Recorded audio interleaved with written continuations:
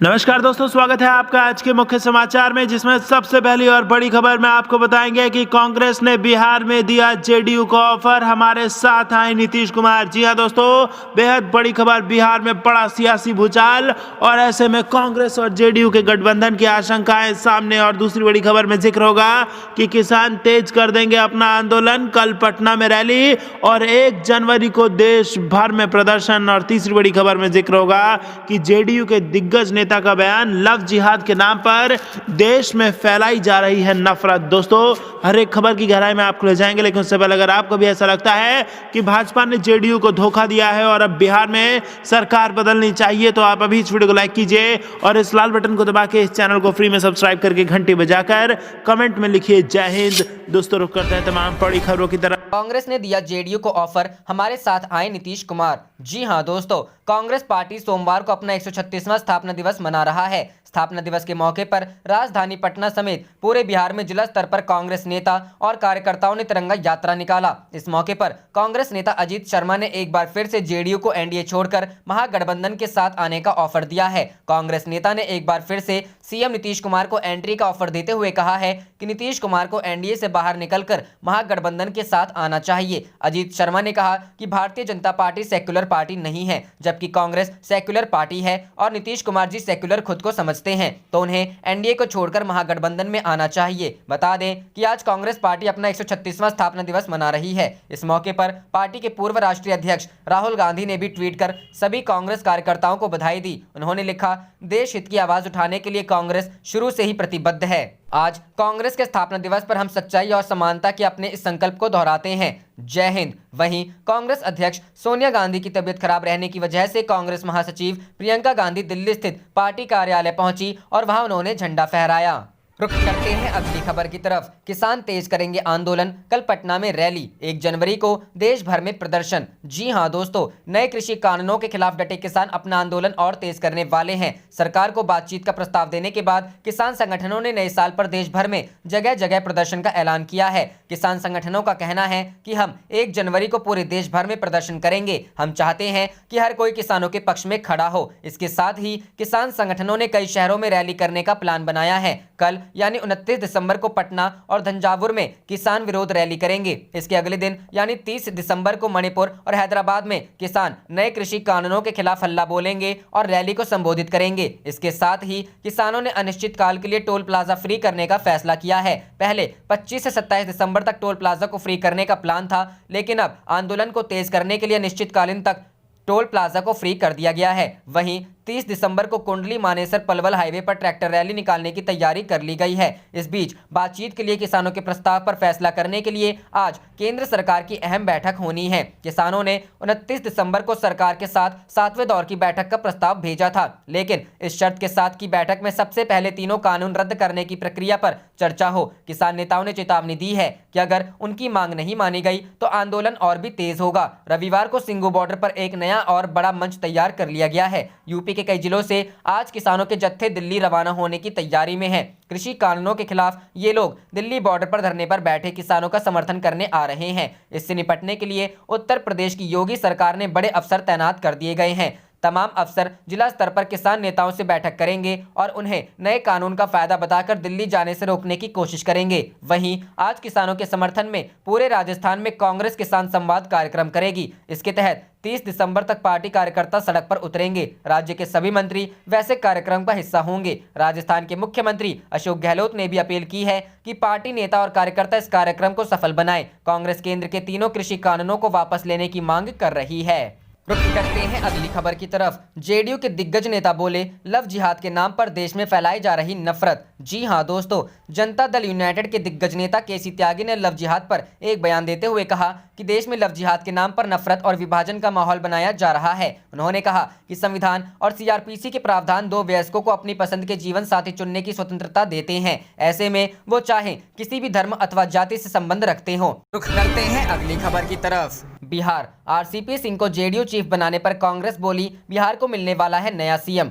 जी हां दोस्तों, मुख्यमंत्री नीतीश कुमार ने सबको चौंकाते हुए जेडीयू के राष्ट्रीय महासचिव आरसीपी सिंह को पार्टी का नया अध्यक्ष बनाने की घोषणा कर दी। नीतीश कुमार ने राष्ट्रीय कार्यकारिणी की बैठक में यह प्रस्ताव दिया, जिस पर राष्ट्रीय परिषद ने मुहर लगा दी। इसके बाद से जेडीयू कार्यकर्ताओं में जश्न का माहौल है और बीजेपी आरसीपी सिंह को बधाई दे रही है, तो वहीं विपक्ष इसे भी सियासत का खेल बता रही है। कांग्रेस प्रवक्ता राजेश राठौड़ ने कहा, बहुत ही जल्दी में आरसीपी सिंह को कमान दी गई है। बड़ा राजनीतिक खेल होने वाला है। कोई नया मुख्यमंत्री बिहार को मिलने वाला है, क्योंकि नीतीश कुमार जब भी अपमानित होते हैं तो बड़ा फैसला करते हैं। जब 2014 में जनता के हाथों अपमानित हुए थे तो मांझी को मुख्यमंत्री बनाया था। इस बार तो वो जनता के साथ साथ बीजेपी के हाथों भी अपमानित हुए हैं। आरजेडी के वरिष्ठ नेता शिवानंद तिवारी ने कहा, काफी दिनों बाद जेडीयू ने तेवर दिखाए हैं। ऐसा लग रहा था कि जेडीयू सरेंडर कर चुकी है। अब जेडीयू कितने दिनों तक अपने स्टैंड पर कायम रहती है यह देखना होगा, क्योंकि नीतीश कुमार ने जिस दिन महागठबंधन छोड़ा था उस दिन से वो राजनीति में भरोसेमंद नहीं रहे। जिस व्यक्ति के नाम पर नीतीश कुमार ने एनडीए छोड़ा था उसी से उन्होंने हाथ मिला लिया। ये कलंक का टीका नीतीश जी पर लगा है। उनकी पहचान तो विपक्ष में अखिल भारतीय नेता के रूप में बनी थी, लेकिन आज वो पहचान के लिए संघर्ष कर रहे हैं। अब तो उन पर भरोसा करना मुश्किल है। रुख करते हैं अगली खबर की तरफ। बदलने लगे जेडीयू के तेवर, अब पार्टी ने नरेंद्र मोदी मंत्रिमंडल में मांगी हिस्सेदारी। जी हां दोस्तों, बिहार में नई सरकार के गठन के साथ ही जेडीयू के भी तेवर बदले बदले नजर आ रहे हैं। रविवार को जहां पार्टी के राज्यसभा सांसद आरसीपी सिंह को राष्ट्रीय अध्यक्ष की कमान सौंप दी गई, तो लगे हाथों पार्टी ने केंद्र की मोदी सरकार में भी अपनी हिस्सेदारी मांग रख दी है। पार्टी के वरिष्ठ नेता और प्रधान महासचिव केसी त्यागी ने रविवार को पटना में कहा कि हम केंद्रीय मंत्रिपरिषद में संख्या के अनुपात में उचित प्रतिनिधित्व चाहते हैं। जेडीयू के नेता केसी त्यागी ने लव जिहाद समेत अन्य मुद्दों पर भी पार्टी के अलग स्टैंड को क्लियर किया।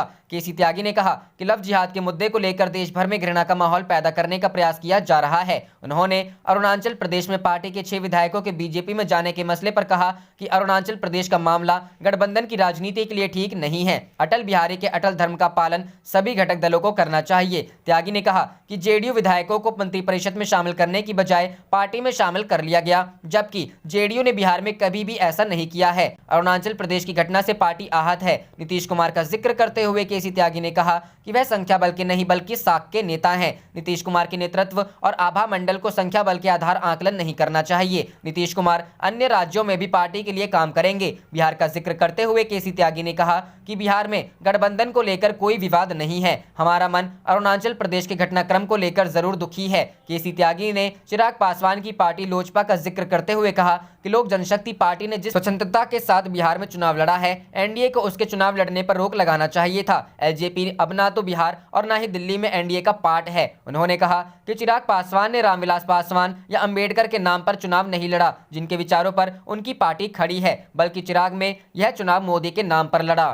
रुख करते हैं अगली खबर की तरफ। बीजेपी विधायक अरुण सिन्हा को पटना में महिलाओं ने घेर लिया। जीतने के बाद दुख दर्द सुनने भी नहीं आते। जी हां दोस्तों, अरुण जेटली की जयंती समारोह में शामिल होने गए भाजपा विधायक अरुण सिन्हा को उस समय असहज स्थिति का सामना करना पड़ा जब कार्यक्रम में ही कुछ महिलाओं ने उन्हें घेर लिया। जयंती में शामिल होने गए कुम्हरार के विधायक अरुण सिन्हा जैसे ही कंकड़बाग कॉलोनी पार्क में पहुंचे, महिलाओं ने विधायक जी को घेर लिया और कहा कि हमारे इलाके में न सड़क है न सफाई, पानी घरों में घुस जाता है और आप लोगों को कोई मतलब ही नहीं है। केवल वोट लेने के लिए आप लोग बड़ी बड़ी बातें करते हैं। आक्रोशित महिलाओं ने कहा कि हम बीजेपी को वोट देते हैं और आप जीतने के बाद एक बार मोहल्ले के लोगों से यह पूछने तक नहीं आते कि आपकी समस्या क्या है। महिलाओं ने कहा कि हम कई बार ये शिकायत लेकर घूम चुके हैं, पर इसे सुनने वाला कोई नहीं है। स्थानीय महिलाओं ने अरुण सिन्हा के सामने ही कहा कि नहीं तो आप वोट मांगने आते हैं और ना ही कोई इन्हें जानता है। इस पर उन्होंने कहा कि चुनाव के टाइम हमें कोरोना था, इसलिए हम वोट मांगने नहीं आए थे। अरुण सिन्हा उस वक्त महिलाओं को शांत करा रहे थे और भरोसा दिलाया कि आपकी समस्या तुरंत दूर की जाएगी, जो भी नाराजगी है उसे दूर कर देंगे। रुख करते हैं अगली खबर की तरफ। लालू यादव से मिलकर बोले तेज प्रताप, बिहार में बहुत जल्द हम बनाएंगे अपनी सरकार। जी हां दोस्तों, झारखंड के रिम्स में लालू यादव और उनके बड़े बेटे तेज प्रताप यादव की तकरीबन 3 घंटे तक मुलाकात चली। तेज प्रताप यादव के साथ 2 और लोग मिले, लालू यादव से मिले। धनंजय यादव और अशोक यादव ने की लालू यादव से मुलाकात की, जो कि तेज प्रताप के साथ ही आए थे। उनसे मिलने के बाद तेज प्रताप यादव ने कहा कि लालू यादव की तबीयत खराब है, किडनी में खराबी आ चुकी है, इसलिए हालचाल लेने और बिहार विधानसभा चुनाव परिणाम आने के बाद पिता से आशीर्वाद लेने आया हूं। वहीं अरुणाचल प्रदेश में जेडीयू के विधायकों को बीजेपी में शामिल कराने पर तेज प्रताप ने कहा कि नीतीश कुमार के पार्टी का वजूद समाप्त हो रहा है। बीजेपी अपने सहयोगी को धीरे धीरे खा जाती है और पता भी नहीं चलने देती। उन्होंने यह भी कहा कि बिहार में बहुत जल्द हम लोग सरकार बनाएंगे। डबल इंजन से ज्यादा बहुमत हम लोगों के पास है। सरकार किसान के मुद्दों पर घिर चुकी है। हम बस अपनी जिम्मेदारी का निर्वहन करेंगे। आप देख रहे थे आपका अपना चैनल जय हिंद जय भारत।